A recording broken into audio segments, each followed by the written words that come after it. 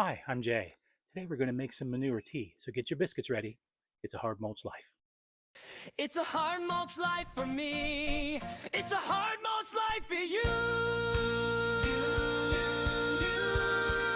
Planting, gardening, best we can do. So I looked up manure tea and I thought, my wife has a couple of horses and she's always working at the barn. They clean up the stalls every day and they have these piles of manure outside the stalls. And I thought to myself, what if I could do this, right? So we went down there and I got a 5-gallon bucket and I collected some manure and saw several videos, watched several different other great gardening channels out there. And they were talking about how you take the manure and you put it into a mesh bag, like a laundry bag almost, one of those mesh laundry bags when you have delicates. And you're going to dip it inside of water and you let that go for, I did 2 weeks. They said a week and a half, but I did 2 weeks.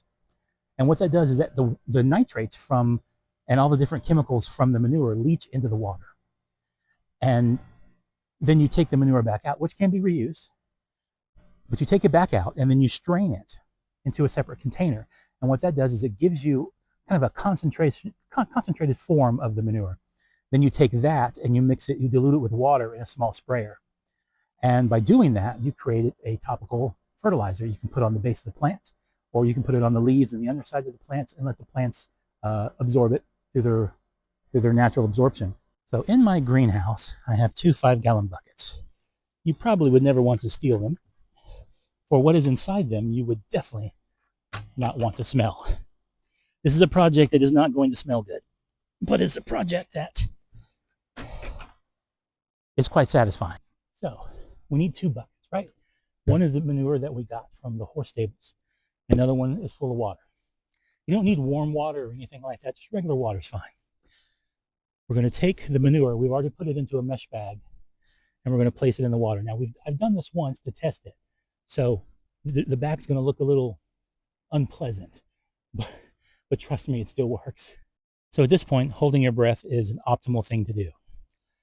You can see we've already done this was the last bucket I used, and this was the bucket I used to strain it in. So we got a mesh bag.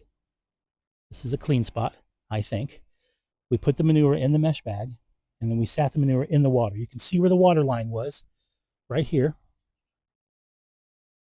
And I used this bit of ribbon so that the bag wouldn't fall all the way into the water.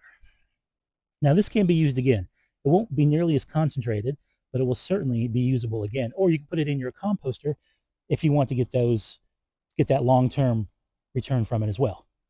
I did take some of it, I kind of split the batch in 2, and I put 1 in here and 1 in my composter. So I've already got some in there to begin with. Okay, so the manure tea is done, and it is horrible.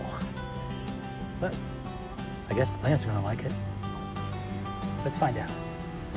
Peppers that aren't really growing quite the way I want them to. I'm gonna give them a little buzz and see what happens.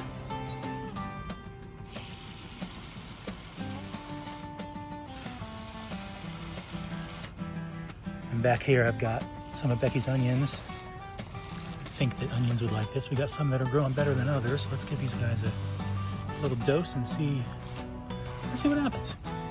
As a control, I left several mini plants untouched. I get in here and weed out some of these sunflower things. I've got a little rodent deterrent there, but some of these are getting quite high. So I'm gonna hit them. Let's see what happens. So I'd like to be able to pull some of these up, take them to some of the plant stands around the area, maybe bring them some people at work. Let's see what happens. Got my hair cut, by the way. Now I don't look like a raging lunatic on video when I start sweating, so that's good. But now I just gotta do some composting, then I need to mow the backyard, and I can go relax. You guys have a great day.